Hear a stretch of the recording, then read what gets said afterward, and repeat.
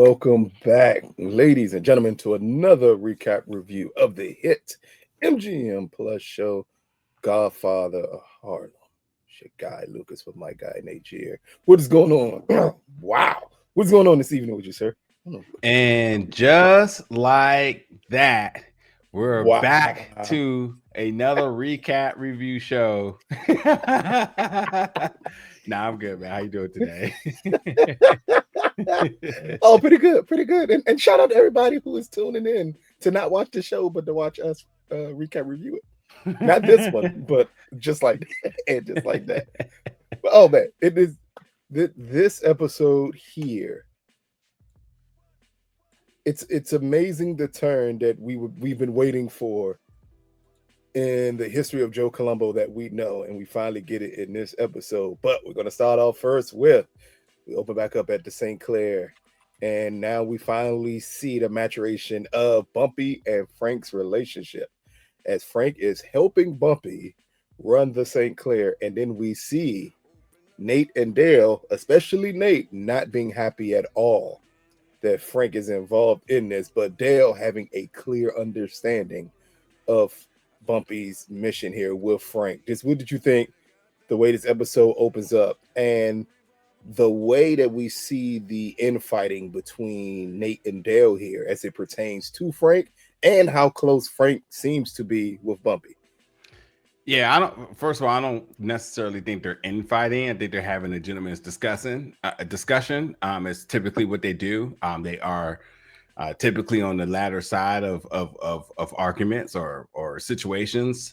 So I do appreciate that, because I think it also creates a little bit of perspective for the viewers to understand, like, if these are his two guys, how does he get so close?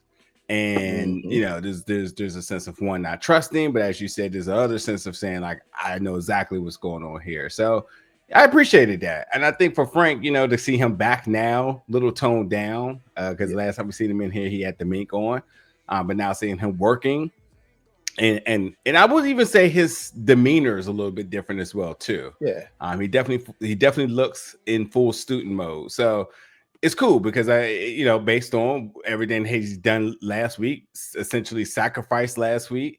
This is the reward he was looking for, and we're seeing the fruits of the labor, and ultimately this is, chapter one of what we know Frank Lucas to become. Yeah, exactly. Also, we get quickly in this opening scene, we get a reintroduction to Mr. Marshall, who is now playing at the St. Clair, and then we get a touching moment of him giving Bumpy something from Bumpy's sister that Bumpy gave his sister as a gift. I think just that scene just highlights the past Bumpy before he went to jail, and before the person that we see now isn't the person he was growing up. I think that was just a play onto that to show the audience something different. And it's also a little bit of a touching moment that, the whole idea of passing this relic and saying, like, your sister will be proud of everything you've done. You've always done so much trying to, get her to kind of see your vision and understand what you're trying to accomplish. And now that you have had that, and now she's not here to share this is just something I think, might just remind you of that. And, it levels Bumpy in a way. And humanizes Bumpy in a way for all the big major accomplishments as he continues to strive to rebuild Harlem. And next up, we get Bumpy and Frank leaving the club. And here we see somebody suspiciously following behind them. And Frank amazingly does what Frank does. He has eyes, his spider senses was going off. And we find out the person behind Bumpy just wanted to serve him papers, as Stroud is now suing Bumpy for rights to the St. Clair. Did you expect for Straub to now come back into play here? No, did not. I thought the business aspect of this, everything that they need to accomplish on that part of the story was done. There would be more focus on the crime and drugs and the rivals against the different parties, but didn't think the legal part would come to it again. I'm not gonna say it's an episode 2 feel, but I think it's rare that we see Bumpy have one of these little trial and tribulations in the middle of a season again, after he already experienced it once. So Definitely not at all what I was expecting. I'll be honest, while it is important to have that in the seasons, sometimes you feel like when you get into sort of either the political drama or the business drama, it feels to slow up the show a little bit and take away from the action. So to kind of see that in the way it was and to see that presented, I definitely was a little hesitant. Like, we're deep in this season. Yes. How is this going to play a factor into major things ahead? And it paid off very quickly. But yeah, I was not expecting that at that moment. Also, wasn't expecting Frank to really show his situational awareness in the way he did. Because in the way that we're kind of just browsing down the street, it's all good. He's on his block. No reason for him to be thinking anybody gonna sneak up behind him. But I do think that there's something to be made here, because in the beginning, you see Frank back at a place that's clearly traumatic to him, but it's not a factor. So you wonder, now that he's back, how would that play? And I thought that's what they were going to ask him. It's like, yeah, how the young boy doing after what happened the last time? Like, his girl got murdered outside this joint because I won't say he got caught slipping, but somebody was 2 steps ahead of him. Yeah. So how does one that seeking revenge come back into, the eye of the storm? Yeah.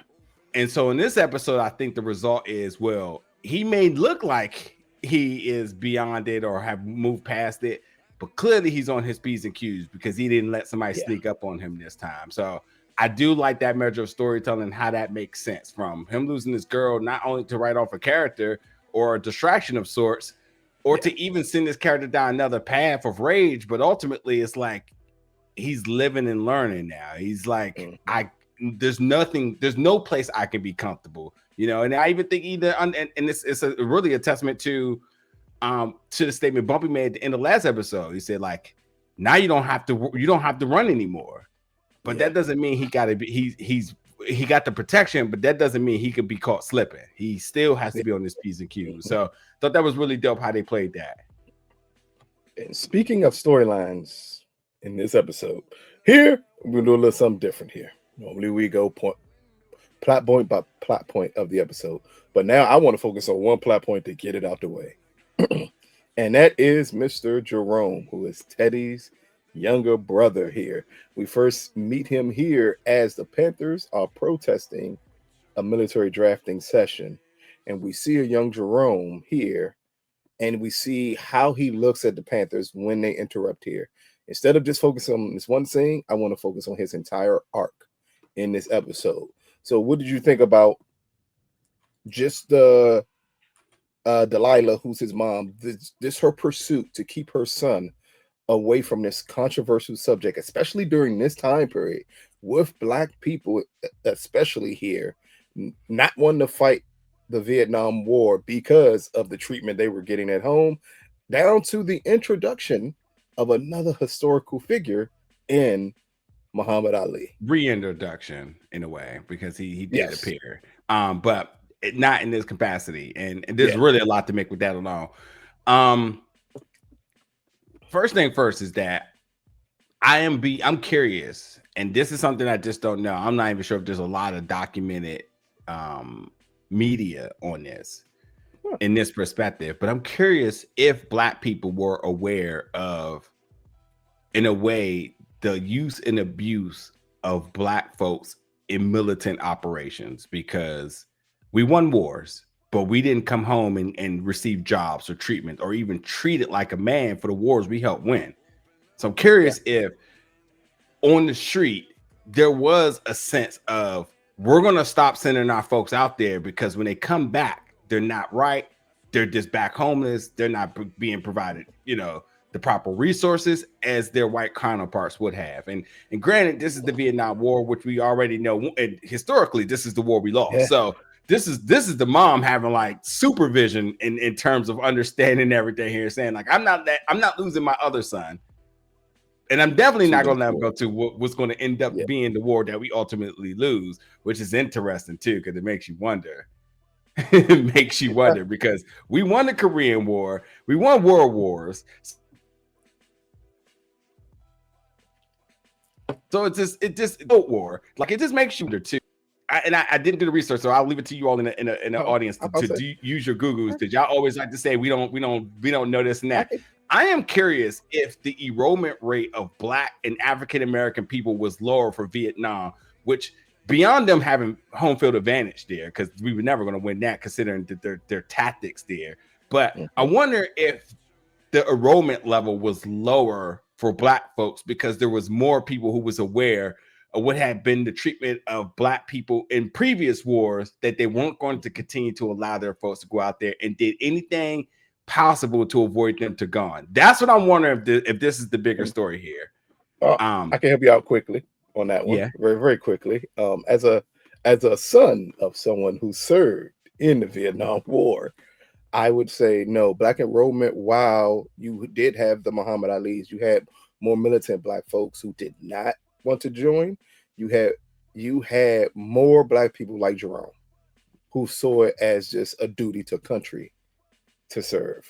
So they continue to serve. It didn't really change much of anything, and it left them shattered. That's part of the reason why so many Black kids born in the 70s and the 80s have certain health issues, is because if your parents served in Vietnam and Agent Orange is a thing that even I suffer from, and clearly I didn't serve there, but my father did, and all it did was pass down to generations of kids.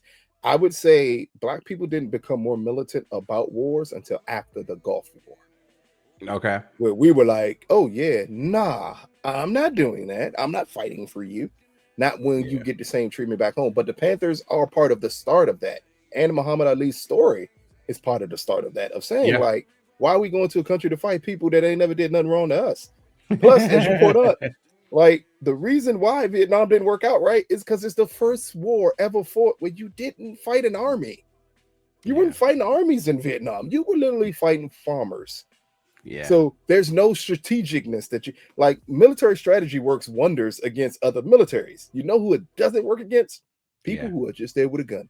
Yeah, and there's people who know their land better than anybody else. I mean, these are folks that live in these lands. They're not just born and went into the military and trained. These are people that's like, I know how to get home 50 different ways than you ever could imagine.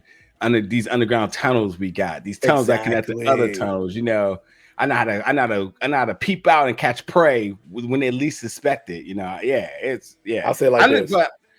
But I do think like it is interesting to see this story really embedded, and like, wow, Harlem is definitely the Black Renaissance of this time. Yes, it is. Because any and everybody of any significance, if you're Black, you in Harlem at this time. Yeah, absolutely. It is interesting to really see that there is sort of an internal war amongst the folks where everybody's really trying to figure out their value to America. And for Jerome, right? Jerome, that's the son. For Jerome, like everything that his father had accomplished, and obviously everybody respects the merit, and that's fine amongst the people, but how does America view you? And I thought it was interesting when he was being screened, they didn't dive into it too much, but I definitely was suspecting that it was going to be a little bit more harsh treatment, because let's just be honest, the screening that they're doing is very much across the board, dental cavities and so on. And let's be honest too, right now, let me not make a political statement, but it is common that they do look the other way for other folks at times in order to get them enrollment. And that's not to say because they're trying to do something unconstitutional, but that's because there is sort of a handshake under the table where somebody's like, I may not fully be eligible, but I'm ready to serve my country. And I'm like, well, cool, we're going to make this happen. And that's what I see there. So I see less of a racial statement in the enrollment here, but there definitely was a racial intent when it came down to the enrollment, as we saw from last episode, where we knew they were going into the ghetto, promising things they couldn't return. And obviously, you know, realizing that one more body is just one more asset that we just got on the front line, that we you know, it is what it is at that rate. So do you know how many young Black men are currently in the armed services because they were promised a Dodge Charger? It's a lot of them in there right now. A lot of them in there because of that. Because the military knew what to sell to you to draw your interest here. What was more interesting here with Jerome, and this is something I didn't do research on to find out exactly when this came into place. Jerome technically is the only son. If he has no children, he shouldn't be part of a draft. Oh, that's true. Because yeah, that's true. I forgot Yeah. about that. So it I is forgot very about that. interesting here. He wouldn't even been issued a draft card because there would have been no need for it. Now, Yeah. I'm just not sure about the year that we're in now versus when that came into effect. I want to say that may have came into effect in the 70s, which if it did, then it would negate all of that. But that is still a very interesting thing to pull up because that's something that came into place based off of, and I know this is another movie, but it's based off of a true story, based off of the actions of Saving Private Ryan. Yeah. Where they went to find this boy because he was the mother's last child. And because they don't want the name of that last child to die, to kill off the family with him. So Yeah. that was very interesting into itself. But what did you just think about his mom here, where it wasn't necessarily her not wanting him to fight the war, it was her fear that she had already lost Teddy and she didn't want to lose another son to anything. Did you think it was overprotection of her? No. Or a form of self-preservation because we've seen the lengths she was willing to go and the things she was willing to have happen to him so he didn't fight in this war. Yeah, no, any and every mother's story is familiar to this. Yeah. She lost a son, and then she's still not even over losing her son, as we know. To a point that you forgot she almost had another son. So and now that you listen to that first soundtrack, and when you realize her first son is Scar, like, we're not gonna forget. He always wanted a brother, but he ended up dying before we saw his other brother. So shit, we ain't gonna forget about Kevin. Not in this show.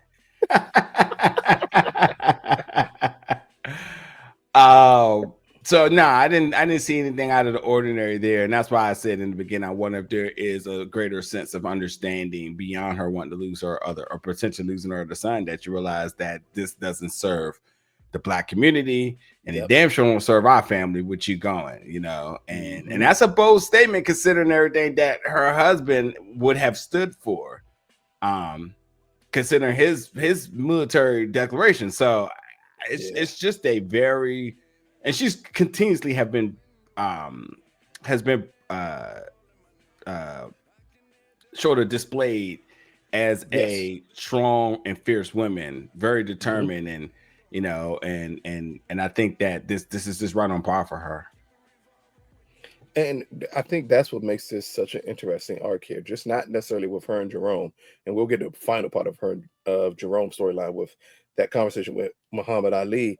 It's also her conversations here with Stella, and that Stella feels obligated to help her with Jerome because of Teddy. I think that's one thing this series has done a great job of, is giving us tie backs to season 1, especially this season. Especially this season. Bring up these characters here.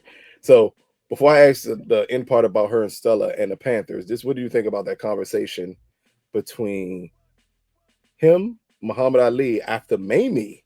She went to Mamie to set this up, and Mamie got Muhammad Ali to come to personally talk to him about serving in the military. First thing I thought is, like, that's gotta be crazy to sit there and just be sitting in the diner and a world champ just walks in. Like, if the business ain't booming after that, like, that's got to be the place to be. She went to high lengths, and I think she went to high and low lengths of desperation to get this to happen. I think it just shows you just how much she values her son and trying to get this message instilled in him. And as I was trying to say, they had presented her as this as a very strong, determined woman, and with everything that she has been through, to even be able to talk to Stella, considering what Stella's tie and even Stella's guilt in terms of losing her son, then to go to Mamie, where her connections and how that's going to look, and obviously you talk to her and her connections, like much like Elise was slandered with, you're going to Mamie, this could get gangster as well too. But in fact, she goes the celebrity route. She could even went the political route. She got that many connections. Exactly. Just saying, like she went through a Rolodex and says, I got a bunch of contacts. I'm about to use them all to make sure my son makes the right decision. But then Muhammad Ali coming in, and as you already sort of broke down, let's not forget that Muhammad Ali is and was under the direct tutelage of Malcolm X. Now, if you don't think anybody's going to come in here with some philosophical knowledge, it was going to be him. And we already knew that was what he was to be. We know everything he did was political, even in boxing, even when he cut his promos against his opponents, everything was political. You expected nothing less to him trying to basically detour this guy from going into the military. So I thought that was really cool. And actually the question I was going to ask you, when she said she had somebody, who did you think she was calling? Oh, I immediately thought it was Muhammad. There's no way. That is such a crazy call back there. You know why? It's because of the draft dodging of Muhammad Ali. And I said, it makes sense. Like, if she's going to call anybody, the only person to have that impact would be Muhammad Ali. Because you need to bring in someone who possibly struggled with the same issues and questions that Jerome did. And she's probably thinking, Muhammad did. And then clearly because of Muhammad's relationship with Malcolm, Malcolm's relationship with Bumpy, who would be the easiest person for her to get in touch with? It wouldn't go be James Baldwin. You know who I thought? For a moment, I thought James Baldwin, but because I knew they were building up to be a little bigger, I thought it was going to be Adam Clayton Powell. I literally thought. You know why? Because Adam would have told him, nigga, you going to serve in this. See, that's what I thought. That's, when you think, but that's why I said this. I feel like they're building this up to be a surprise, because just because you serve for the government don't mean you always agree with how they treated you. Like, there was many of folks that understood that our involvement inside was to make change. That don't mean we agree with everything that America stood for, even to this day, which is why a lot of people lost their jobs earlier this year, because when they realized something was not right and they stood up for it, they got them out of there, because you had to silence what they considered the noise, but what others may consider the absolute truth. So I'm thinking to myself, like, first of all, Giancarlo Esposito coming back in is obviously a big win. So that's going to happen soon. Powell's going to come back soon. I feel like it for sure. It has to. But I mean, how you look at it at the end of the day, that's a big name returning back to the show. You got to come and check to do it. And if you're going to have him come in and tie something up, obviously he's hella busy. I mean, I don't know who's more busy between him and Pedro Pascal at this rate, because them two know how to cash in some checks. Pedro's doing everything humanly possible. I think I just saw Pedro at the supermarket doing Instacart. Like, Pedro does everything at this point. But Giancarlo coming in would have been really cool, and it would have been interesting to hear what Adam Clayton Powell might have said in this situation. And you're right, he could have went one way, but I was definitely feeling like, damn, what if he comes in with such a wild card of a boomerang of things here? So, but yeah, Muhammad Ali was definitely the right choice when you think about the everything that we know he goes down the line. And it'd be crazy if they did a Godfather of Harlem spinoff and they did focus on him. And even more interesting is, we got to remember here at this moment when he meets Ali, all the black people were calling him champ. But if you remember, or if people can recall, Muhammad Ali is not a champion at this point. He's not allowed to box. But not only is he not allowed to box, this was a time period where Muhammad was broke, where he couldn't afford to do anything because they had stripped him of everything. So I thought, okay, maybe, and even Jerome brings it up, like, he was the champ and they took everything away from him.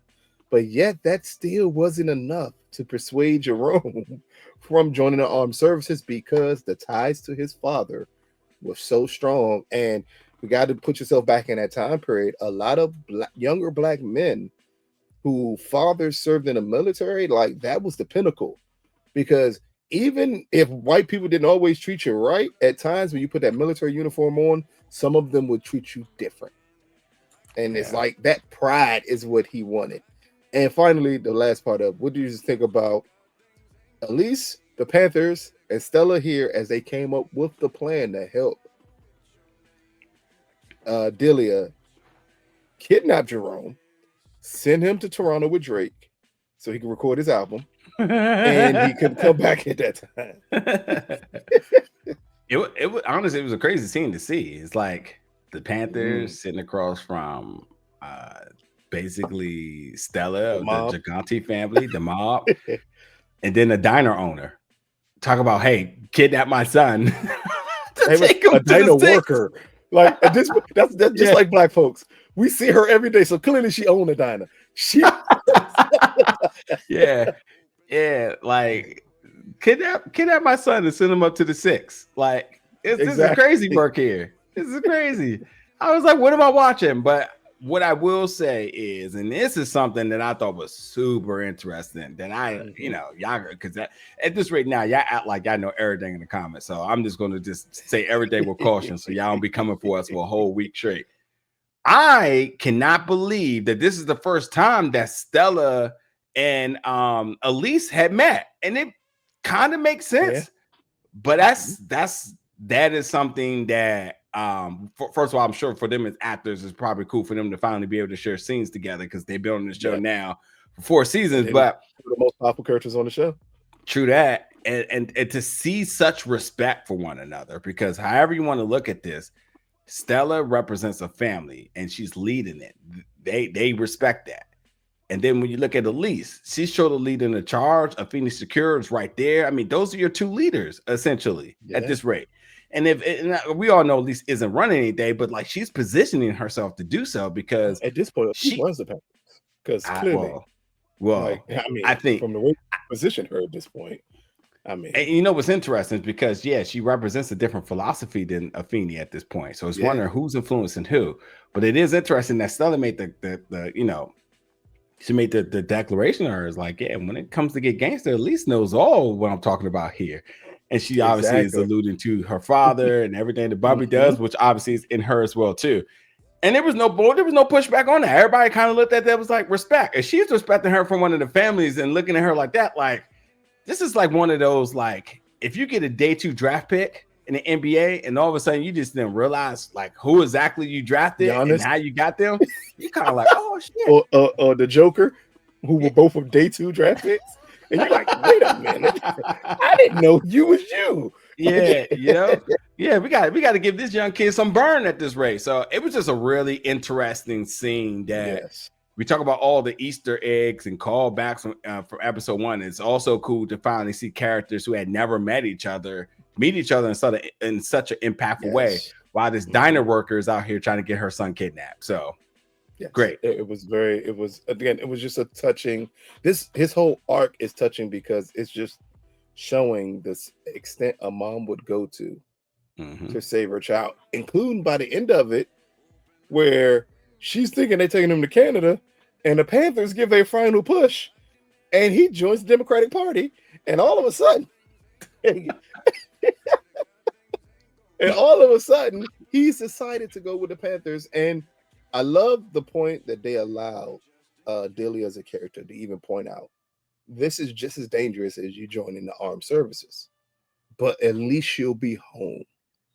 Like it brought an important caveat to the situation. So you're just not highlighting to make it, or to come across that the Panthers was just this peaceful organization that didn't have to go through the trials and tribulations of this time period like everyone else. Like, he was going to be in as much or possibly more danger, but the point he was staying home was highly important to her.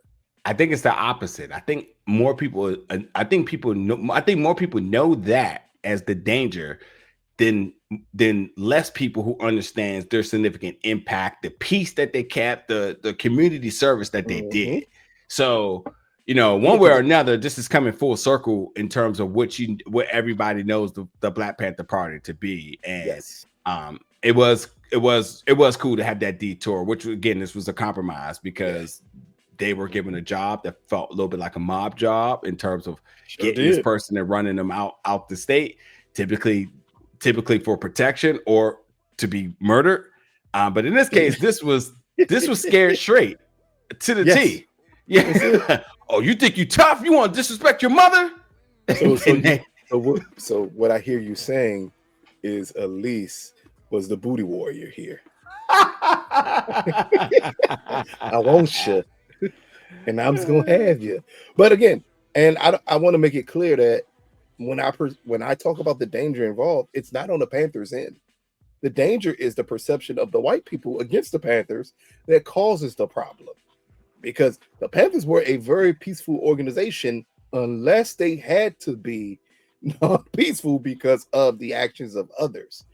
So again, it was just an amazing angle to show there, and just to show that the mom had to accept, like, this is what my son wants to do, and at least he'll be home, so at least I can see him, and I'll believe he's safe. Safer at least than going to Vietnam to fight a war that black people ain't starting and they got nothing to do with us. Next up, and I know we skipped a long way, but we're gonna go back to a lot of this stuff too. But next up is the meeting between Straub and Bumpy. And here's where Straub lets Bumpy know exactly what he's suing him for. About Crazy. He has a signed affidavit from Marshall saying that Bumpy coerced him into signing off the land. Did you think that could possibly be it, or did you think it was another reason that he was suing Bumpy? It's a lawyer, and at the end of the day, lawyers play dirty games in different ways. So yes, exactly what I thought it was. It's just a matter of how they got to it, and it was no surprise how they got to it as well too. They just went back to what they did the first time. Put a little pressure on the black guy, threaten him and everybody around him, and get them to put pen to paper. I mean, how many times in the year of 2025 have young black kids been forced to sign a 30% interest rate for their Dodge Charger? They didn't even Dodge Chargers no more. They signed them those with everything. They getting them 30% interest rates off on 2012s. But for sure. And listen, let's listen while we're joking, but like, listen, like as a young kid, I'm telling you right now that I've been in situations where they're like, if you leave, we're selling the car. So many people want it. This is the best deal we can give it to you. Listen, just take the keys. Just take the keys. All you gotta do is sign, take the keys. You can bring your deposit back later. Don't worry about it. And I'm telling you, the fact of the matter is that, like, when it comes down to the folks who are holding these contracts, or the lawyers that know the contracts, loopholes in and out, that knows the little things that, you know, they could get people to turn a blind eye to. And in this case, where they know they got connections to, you know, force a little muscle in order to threaten somebody out of something that belongs to them. It's the same song and story over and over and over. So yeah, definitely thought it was what it was, and definitely how it came about. It was no surprise in that note either. So what you're saying is that Straub is Capital One, and he up here just like giving out them Capital One credit card, Sally Mae, and every ranky dank dealer with used Chargers on the lot. No, I give you one that every black kid didn't have it. Eastern Motors. We all. Where your job is your credit. So if you don't have a job, exactly. I had an amazing job that at a very young age paid me 6 figures a year, and I still don't understand how for a Mercury Sable Eastern Motors got me at 28%. Like, hey, if it ain't Eastern Motors, it's that First Premier credit card. One of them jokes gonna get you. One of them jokes is definitely gonna get you here. But again, just going back quickly just to Straub and Bumpy here. As we see that Straub attempts to strong arm Bumpy into making a deal, we see just how visceral Bumpy is in his reaction to Straub. Did you think here, especially with Bumpy, and we understand everything he has encompassing in the St. Clair, and that technically his home, his family, his fortune, everything is tied up in this club. Did you think here that it would be a chance that Bumpy would bend and do whatever was necessary to just preserve everything else? No. He will absolutely goes to his wife and talk to it back home and figure out what's at stake. Not at all. Yeah. Next up, we have Joe Hampton as he's working on his civil rights speech to empower all Italians against the tyranny of white people. But this is Bumpy going to Joe about Straub. And here is the acknowledgement from Joe that, oh no, we're working together to destroy you. Like, this is what I want to do. He made me a better offer than the current offer I have with you, and I'm going to back him. What did you think about this quick interaction between Bumpy and Joe? Because Bumpy just assumed him and Joe had an agreement in place. Matter of fact, not assume, they clearly had an agreement in place. And Joe goes out his way here to screw Bumpy over.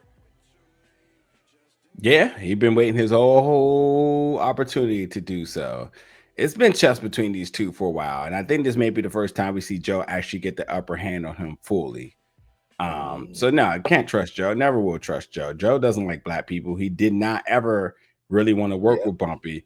And let's not forget that every single time that Joe tried to do anything with Bumpy, he was always left on the outside of it. Like there's the utmost envy of the relationship that Chin and Bumpy had. Yep. You know what's interesting? Did Chin ever box Muhammad Ali? Is that a thing?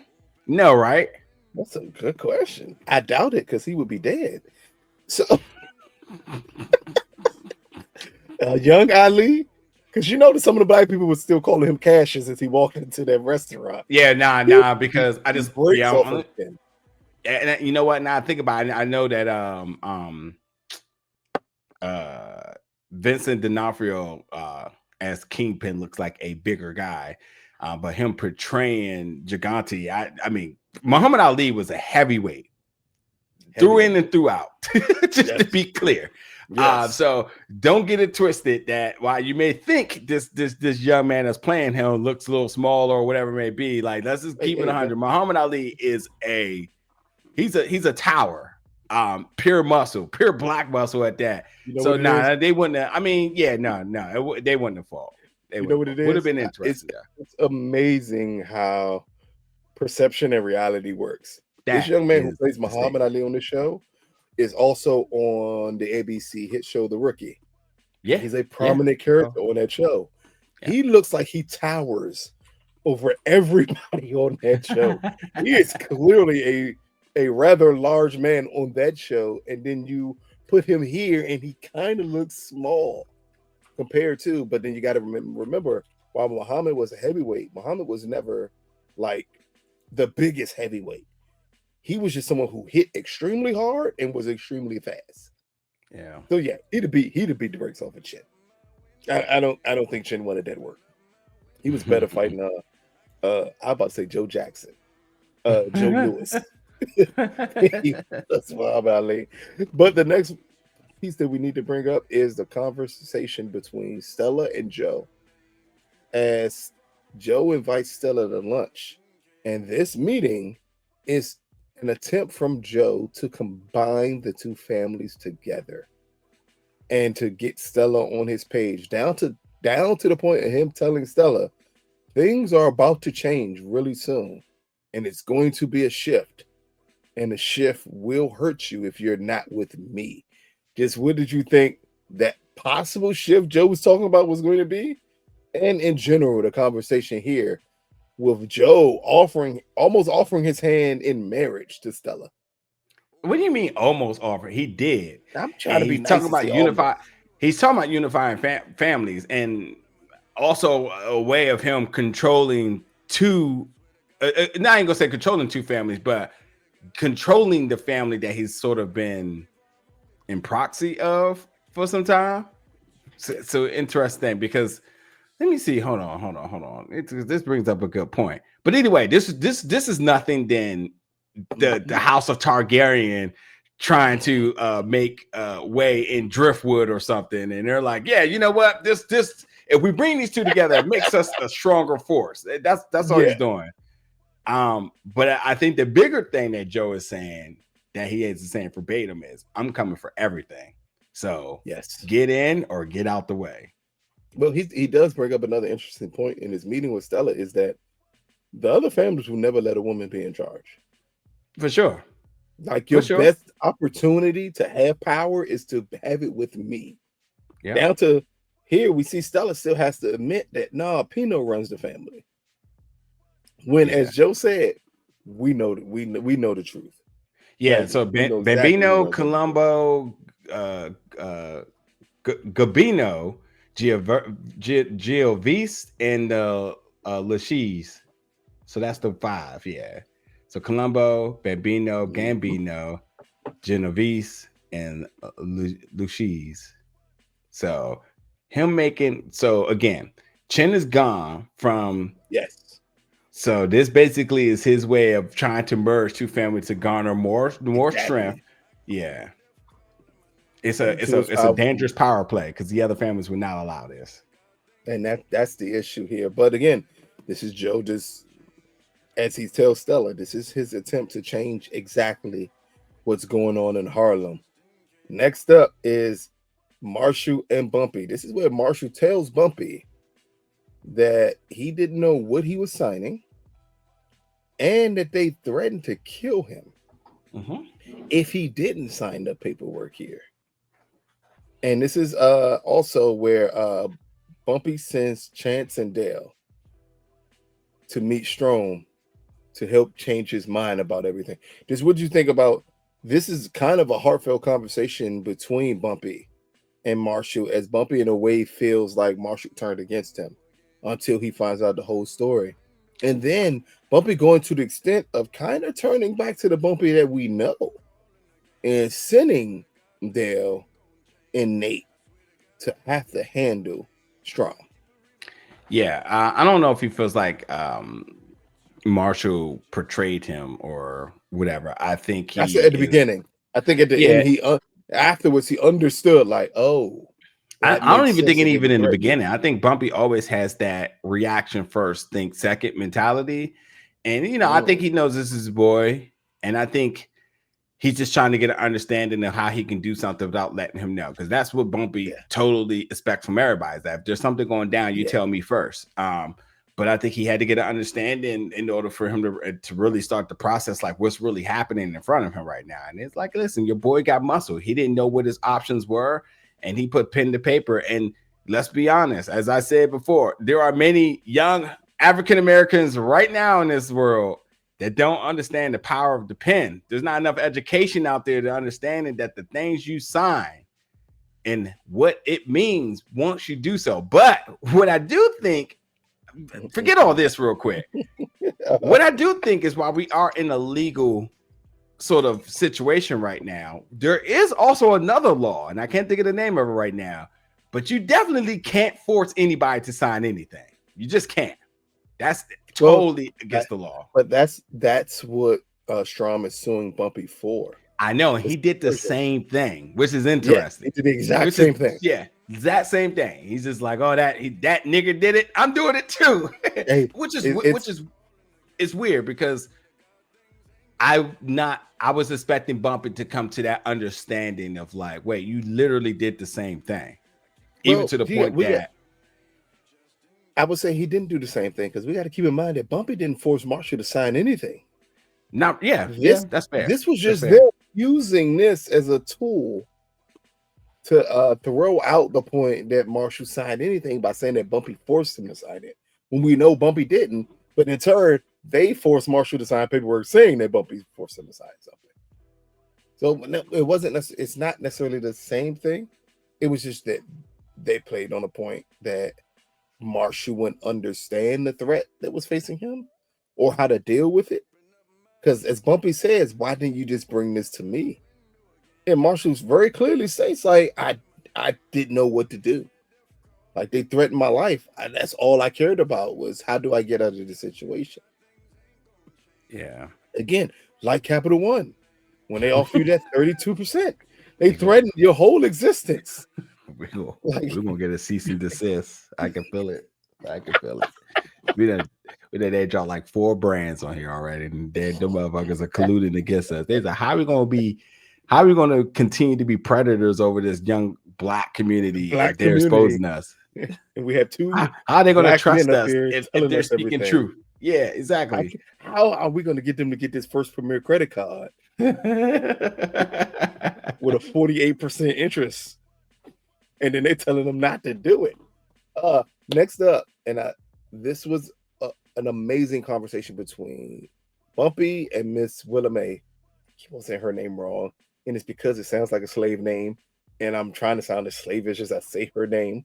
But here, Hey, chill, because a lot of my relatives have something May. Hell, my mom May middle name was May. That's yeah, but again, I get you though. Down south, Old Testament May. I get it. I get it. Let me help you out here. My father's name was Carl G. Rudrow. The G was hyphenated and was part of his first name. Yeah, I do. I already do. I can't get more country than that.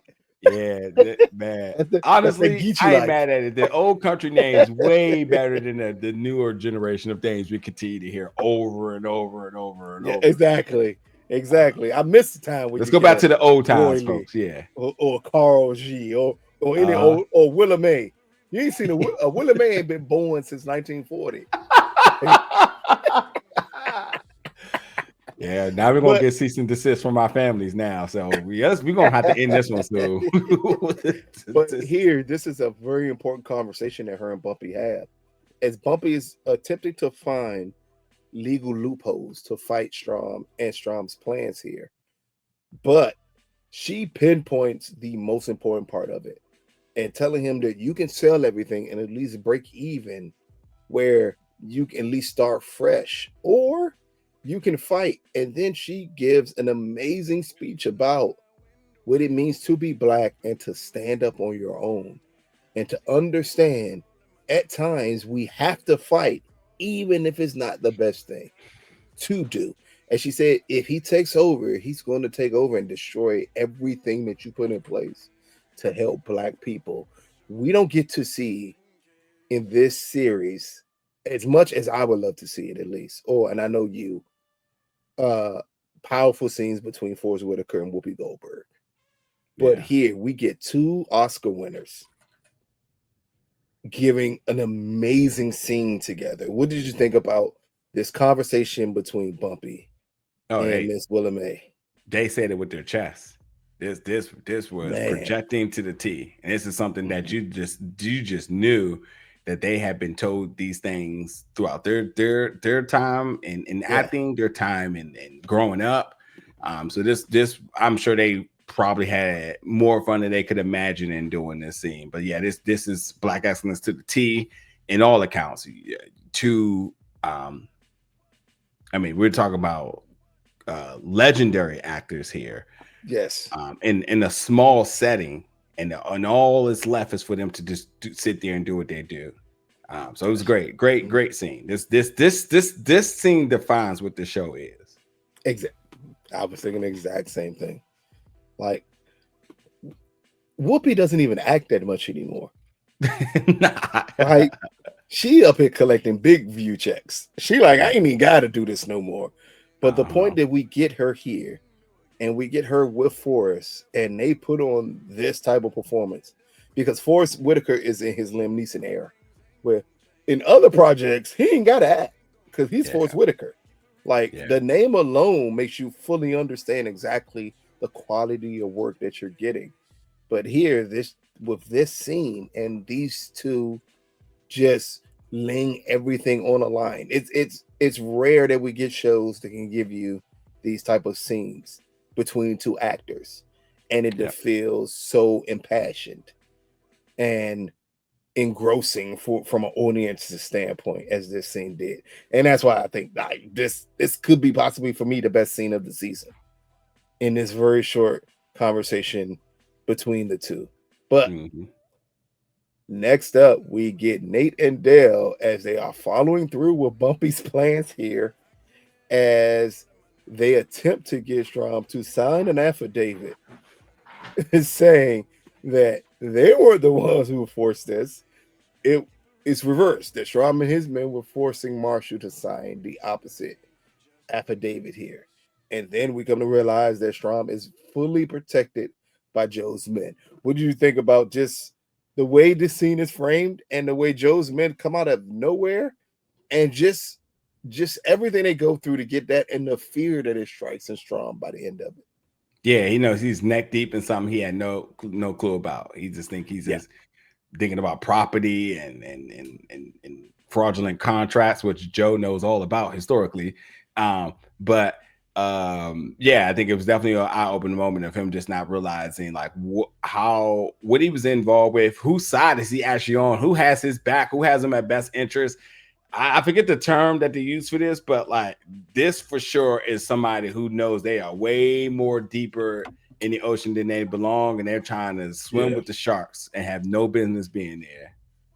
Exactly. Next up, we get Bumpy as he's talking to his lawyers, and here is where they're giving a piece of advice of get Marshall to testify that he was coerced into signing this paperwork. That is your best avenue to get out of this situation. Here is Bumpy still feeling like he has hope into solving this case. I don't think it's much here to talk about because we kind of already brought these elements up in this episode, at least until we get later on to a different conflict that Bumpy ends up having here. And this is where we skip a lot of things we brought up already. This is first Stella talking with Pino about Jerome. This is where Pino gets to be as racist as humanly possible on the show and said, we're not helping the Mooley out. And all of this. This is just Stella finally coming up with the plans of how to help Jerome out. And then afterwards meeting with Delia to talk about the kidnapping and the Panthers plan moving forward. That's when all of that happens. Really quick to talk about Stella. Really quick to talk about Stella, because I don't know if you're going to insert like what this episode meant to her. Like it's understanding the grief that she had about, and the grief, but yet the love she had in losing Teddy. You know how she feels like she has to continue to honor Teddy, but be there for the mother. Yes. Racism or not, you know, she saw them as family, and that's a bold statement to make to somebody in the Italian mob who will never see black men as equal, yet alone family. And like, yeah, he's being racist, but also from his standpoint, this is what they know. This is what it is. You're like, these are the rules we live by. We are the families, nothing else.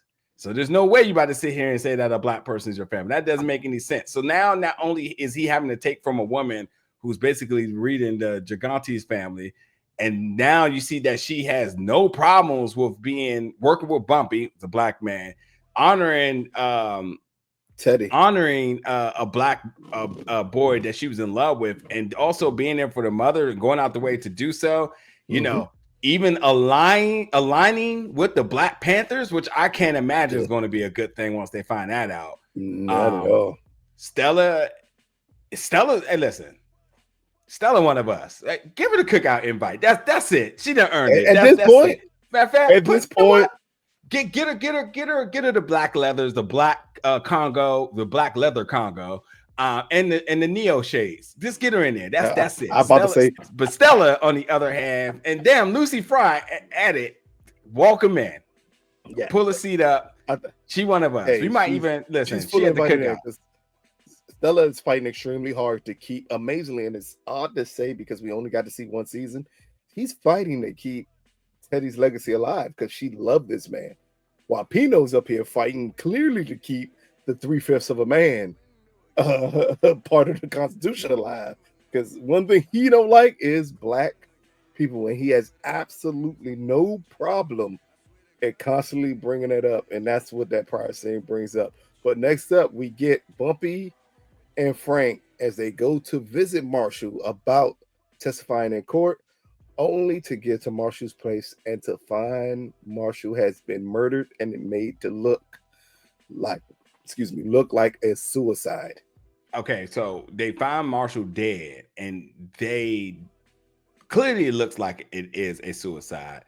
We know it's a murder, but somebody staged it. And let's not forget that somebody also killed Frank's girlfriend, and that also hasn't been discussed too. So definitely a hitman involved here. We don't know whose hands get myself cut off there. Real quick, just to say, like, two deaths, 2 episodes that both are one is 100% a murder. This one looking like a suicide, but somebody's getting their hands dirty, and I wouldn't be surprised if this is Joe Colombo working through the background. Because we see he's turning the page in a way more sinister than ever. And with one very blatant death at the end of this episode, wouldn't be surprised if those other ones are connected to him. So we're going to see. We're definitely going to see. And the next following scene is Mamie as she arrives home to find Bumpy completely broken here. Here, Bumpy, because again, we got to pay attention, or we have to have the realization of the relationship between Bumpy and Marshall. And what Marshall represented for Bumpy was Bumpy's old innocent life. And as he's gone here with Mamie, he basically tells her, "There's nothing else I can do." Like they killed him, and it's all on me that they killed him. Just what do you think about this? It's a very quick conversation between the two, but this is way more about Bumpy's emotions about what led to Marshall's death. Yeah, it just shows you the impact of him, and honestly, what may turn Bumpy back to the Bumpy we know to be. Forget all the business now. It's time for him to get his hands dirty and fight fire with fire. So yeah, I think that was him breaking down, but also probably pulling the mask back off and going back to who we know him to be. So yeah. And finally, we get to the final important scene of this episode here, and this is Bumpy, Joe, and Straub as they're meeting for Bumpy to sign over the power to send Clair to them too. At the same time, Bumpy is set up to sign these paperworks. We get Stella as she receives a gift from Joe, basically letting her know, like, this is the time to be on my side. This is the time to join me here. Oh, he's so romantic. He broke in and give her flowers. Crazy. Hey, you know what? Hey, just like the Italians to do, you know. I gotta break to your house to make sure you get these beautiful flowers. Tony Soprano did it enough times. I fully understand here. But here we get Joe and Straub having sideline conversations as Bumpy is grappling with should he sign these papers or shouldn't he? As Bumpy signs the papers after receiving the money, the twist is Joe ends up killing Straub, robbing Bumpy, taking the money, and telling Bumpy, now that you're broke, it's time for you to get back in the doogie business. What did you think about the double cross that we get at the end here with Joe? And that now we see Joe's whole plan all along was to get Bumpy back into selling drugs. Yeah. I mean, it's a good old ending of a Monday Night Raw here. Hold on. Before you go any further, because you said that, what you're telling me here is that Joe hit Strome with a curb stomp, and then Paul Heyman and Brock Breaker came out to let Bumpy know we're now. This was a little bit more. This was a little bit more old school. This is one of those like Vince McMahon and Stone Cold aligning with each other, and Jim Ross can't fucking believe it. I'm about to say. So in other words, all we waiting for, Joe, you son of a bitch. Damn you to hell, Joe. Damn you to hell. Yeah, that's exactly what happened here. But I tell you, instead of really thinking about the implications of this and Joe's granular plan here, next episode's got to be crazy. Got to be crazy just on this alone. So I'm excited. And then we got two more episodes, 9 to 10, two more episodes of this season. But this one, to make the business aspect of this a self-contained episode, and it wasn't something that drug along, and then Joe really revealed his plan, and Joe really arise to the Joe we know him to be. Which, by the way, if you do know Joe's story, there's still a very important character that needs to somehow, some way come about. But they're definitely setting up Joe to not just be taking a seat back, trying to chase Stella for love. We see that he is coming for it all, and he is a man behind his words that are enforcing actions with them. So won't be surprised if we hear Joe say he killed Frank, who he doesn't even care about at all. He basically tried to call Frank in order, and he was like, "Oh, okay, cool. I guess that makes sense that you're with your folks again." And then make the move on Bumpy, leaving Bumpy completely at this rate, jaw dropped. Bumpy can't even believe he got caught in such a move like this. Didn't see this one coming. And then Stella trying to get her over with love. Will she fall for it? I hope not. Especially after everything you just did for Teddy and Teddy's mother and the Panthers. So yeah, it's definitely gonna be interesting how things go on from about this. But this is a dope episode. Hey, as you said, this ending leaves us in a position to fully understand who Joe Colombo is. To also get Bumpy back to the person we remember Bumpy being. If you ever look at history, For the last portion of his life, Bumpy was a certain way. And this is almost pinpoint Bumpy back exactly to this way. So, sir, what are your final thoughts of episode 8 of Great Godfather episode, Harlem? man. Great episode. Very much excited for the next two. The action is just continuously getting better and better and better. So great Yes. episode up and down the board. Fantastic acting, good story, good suspense. Everything was good about this episode. Hell, we had a little side story with Jerome and didn't take anything from this episode. It actually just gave so much significance to so many other characters and added to it. You never really got something like that. So this is a great episode. So, people, we got to ask you all, what do you all think about this episode of Godfather Harlem? What do you think about Joe's moves at the end? How would this play dividends to the final 2 episodes of the season? What do you all think about Elise and her recruiting of Jerome into the Black Panthers? Will this be something that his mom regrets that this is happening? And what do you think about the reintroduction of another historical figure in Malcolm X in this episode? And are there other figures? Muhammad Ali. I'm sorry, I said Malcolm X. Muhammad Ali in this episode. And what do you think about, or are there other characters in this time period that you would all immensely love to see presented on this show? And then finally, what do you think is going to happen next between the relationship between Bumpy and Frank? Because with everything lined up the way it is in this episode, we fully understand the power shift that we are about to see. But you can tune in to our recap review right after the episode drops. Subscribe, comment, like. Get in the comment section. Let us know what you fully think about this episode and everything we said, because you all are going to correct us as need be, and we perfectly enjoy it. We're going to try to get down there and answer any questions you have, except for the silly ones, because the silly ones, y'all be going absolute bonkers in there at times and arguing back and forth with each other. While I love to read it, I don't know where to interject myself into to answer any parts of that. This has been another Big Gold Belt recap review of the hit MGM Plus show, Godfather of Harlem. Peace, people.